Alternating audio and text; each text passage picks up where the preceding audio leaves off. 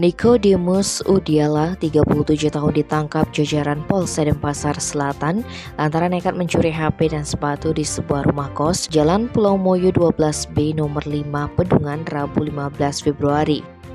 Menurut Kanit Reskrim Polsek Densel AKP Imade Putra Yudhistira, peristiwa itu bermula ketika korban Yosua Cornelius Halim, 28 tahun, mencharge handphone di atas kasur tempat kosnya pada pukul 2 WITA. Lalu dia tinggal tidur dengan pintu kamar sudah ditutup.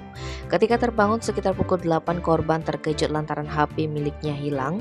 Yosua pun bertanya kepada Atan Bania Kalfir, 19 tahun yang juga tinggal di kos tersebut. Tetapi pemuda ini mengaku tidak tahu lantaran merasa ada yang aneh. Atan juga berinisiatif mengecek barang miliknya. Ternyata 6 pasang sepatu berbagai merek milik Atan turut hilang. Kejadian itu dilaporkan ke polisi. Berdasarkan penyelidikan tim Opsnal Reskrim Polsek Densel, didapat informasi bahwa pelaku sering terlihat di seputaran Jalan Pulau Moyo. Saat dilakukan penyisiran, pelaku terdeteksi bersembunyi di salah satu tempat. Meski demikian, pelaku dapat diamankan di tempat persembunyiannya. Atas perbuatan, pelaku terancam pidana penjara paling lama 5 tahun. Tim Bali Express melaporkan.